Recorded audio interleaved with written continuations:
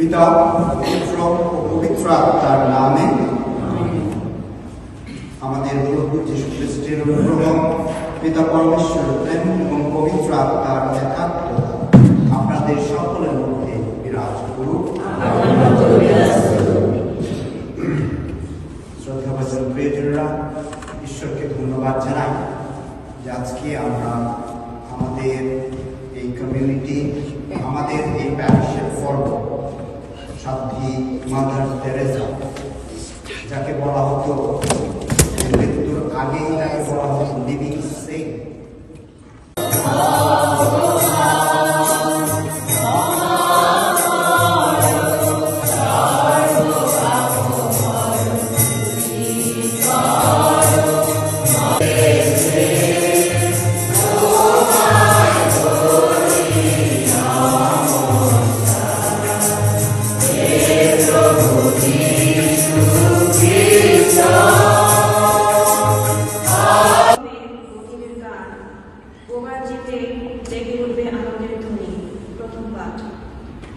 ব্যাকুল যাদের অন্তর, তাদের এই কথা শোনা, ভয় করো না, সাহস ধরো, ওই দেখো তোমাদের ঈশ্বর তোমাদের প্রতি যত অন্যায়ের প্রতিশোধ নিতে যথাযোগ্য প্রতিফল দিতেই আসছেন। যাকবের ধর্মপত্র। আমার স্নেহের ভাইরা, তোমরা আমাদের মহিমাময় প্রভু যীশু খ্রিস্টের প্রতি বিশ্বাসী তখন ব্যক্তি বিশেষের প্রতি কোন রকম পক্ষপাতিত্ব দেখিও না। যেমন ধরো, তোমাদের সবাই সোনার আংটি আর ঝমকানো পোশাক পরে একটি লোক এলো, আর এলো মলিন পোশাক পরা একজন গরিব লোক। এখন ওই ঝমকানো পোশাক পরা লোকটিকে বিশেষ খাতির দেখিয়ে তোমরা বললে, আসুন এইদিকে ভালো জায়গায় এসে বসো। আর গরিব লোকটিকে তোমরা বললে, ওইখানে দাঁড়িয়ে থাকো। এলাকা থেকে ফেরার মুখে যিশু সিদোন শহর হয়ে গালিলিয়া সাগরের দিকে গেলেন। ডেকাপলিস এলাকার মধ্য দিয়ে এগিয়ে চলেছেন তিনি। সেই সময়ে লোকেরা তার কাছে নিয়ে এলো এমন একজন লোককে, যে কালা এবং বেশ উদ্ভব। তারা অনুরোধ জানালো তিনি যেন তার উপর একবার হাত রাখেন। যিশু লোকটিকে জনতার সামনে থেকে একটু আড়ালে নিয়ে গিয়ে তার দোকানে একবার আঙ্গুল দিলেন এবং খানিকটা থুথু দিয়ে তার জিভে ছোঁয়ালেন। তারপর স্বর্গের দিকে চোখ তুলে তাকিয়ে তিনি দীর্ঘ নিঃশ্বাস ফেলে বললেন, এফাতা, অর্থাৎ খুলে যাও। সঙ্গে সঙ্গে লোকটির কান দুটিও খুলে গেল। একটু জিজ্ঞেস করতে চাই, বিশেষভাবে যারা আপনারা মুরব্বী আছেন, কেউ মাদার তেরেসাকে সরাসরি দেখেছেন বা বাংলাদেশ থাকার সময়? 1, 2, 3, 4। আমিও দেখেছি। আমি ছোট প্রাইমারিতে পড়ে কিন্তু আমার প্যারিসে তিনি আসছিলেন। মানে আমি এই জন্যই প্রশ্ন করলাম যে আসলে অনেক সময় আমাদের কাছে সাধু সাধ্বী যেমন মনে হইতেছে তারা মানুষ, সাধারণ মানুষ, যে তারা মনে হয় যে কি বলে, যেমন এমন ঈশ্বর কাছ থেকে প্রদত্ত সরাসরি এরকম একটা স্বর্গদূতের মতো আমাদের একটা এরকম ধারণা অনেক সময় মনে পড়ে বা মনে হয়। সাধু বা সাধ্বী মানে অফিসিয়ালি মন্ডলীতে স্বীকৃতি দেওয়ার জন্য, কিন্তু তার বেলায় যেন খুব তাড়াতাড়ি হয়েছে। কেন? অনেক কারণ আছে। আজকে হয়তো এই অল্প সময়ে মাদার তেরেসা সম্পর্কে অনেক কিছু বলা যাবে না, কিন্তু তিনি এমন ব্যক্তি যেটা মন্ডলীতে নোবেল প্রাইজ পাওয়ার ব্যক্তি এই মাদার তেরেসা। তার মানে কি, শুধু খ্রিস্টীয় বা শুধু আমাদের কাছে নয়, পুরো বিশ্বের মানে যারা খ্রিস্টান অখ্রিস্টান সব মানুষের কাছে তিনি ছিলেন প্রিয় একজন ব্যক্তি। যে ঈশ্বরের কাছে অসম্ভব কিছু। মরুভূমিতে ঈশ্বর কি করতে পারে? সেখানে পানি বের করতে পারে। মৃত মানুষদের মধ্যে তিনি আবার জীবন দিতে পারেন। এটাই আজকে ইসরায়েল জাতির কাছে এই প্রথম পাঠে বলা হয়েছে। সে যে পর্ব পালন করে মাদার তেরেসার জীবন এবং এই বাণী পাঠ আজকে যখন আমরা ধ্যান করি, যে গল্পটা বললাম যে আমাদের জীবনে এরকম অনেক সময় অন্ধকারময় দিন আছে, এরকম অনেক যুগ আছে, কিন্তু পরিবার মধ্যে বাবা হিসাবে, মা হিসাবে এবং সন্তান হিসাবে এই যে এই অন্ধকারে আমরা অনেক সময় বসবাস করি, মাকড়সার জাল সেখানে পৌঁছে, এরকম অনেক অনেক সময় হয়তো এই পরিস্থিতির মধ্যে এখন হয়তো আপনি আমি আছি। কিন্তু মাদার তেরেসা যে কাজটা করেছেন, কি করলেন? তিনি গিয়ে পরিষ্কার করলেন, সেখানে আবার আলো জ্বালিয়েছে।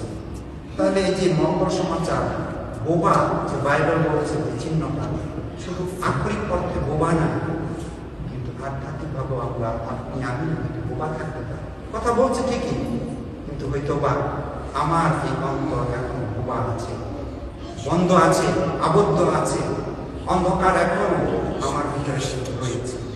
পাপময় জীবন, স্বার্থপর জীবন এবং অহংকারী জীবন, এই সবগুলো আমাকে কি করে ঈশ্বরের কাছ থেকে দূরে সরে নিয়ে যায়। আমরা যেন খ্রিস্টের আদর্শে সক্রিয় খ্রিস্টীয় পরিবার রূপে গড়ে তুলতে সচেষ্ট থাকি। আসুন এই উদ্দেশ্যে আমরা ঈশ্বরের কাছে প্রার্থনা করি।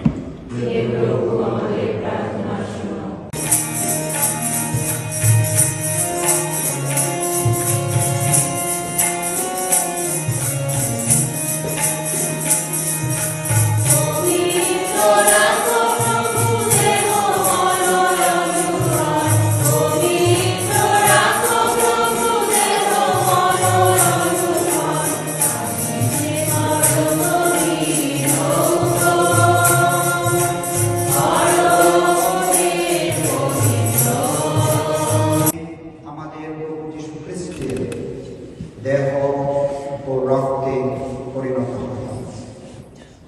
তখনই তিনি রুটি হাতে দিলেন এবং ধন্যবাদ জানিয়ে তা ভাবলেন এবং তার শিষ্যদেরকে বললেন, নাও, এ থেকে খাও সকল, কেননা এ আমার দেহ যা তোমাদের জন্য সমর্পিত হবে। এভাবে শান্ত বুঝে পরে তিনি পানপাত্রতে নিলেন, পুনরায় তোমাকে ধন্যবাদ জানিয়ে তার শিষ্যদেরকে বললেন, নাও, এই থেকে পান করো সকলে, কেন এ আমার রক্তের পানপাত্র, নতুন ও শাশ্বত সন্ধির রক্ত, যা তোমাদের অনেকের জন্য পাপ মোচনের উদ্দেশ্যে পালিত হবে। আমার স্মরণার্থে তোমরা এই অনুষ্ঠান দেখো যে ঈশ্বর ধন্যতার জানায় সকলের বুঝে নিমন্ত্রিত। তুমি যে আমার হৃদয়ে প্রবেশ করলে, আমি তার যোগ্য নই, বরং শুধু তোমার বাক্যে আমার আত্মা নিরাময় হবে।